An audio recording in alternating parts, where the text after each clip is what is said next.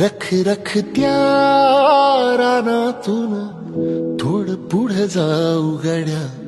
पाऊल थकलं नाही गड्या, पाऊल रख रख त्या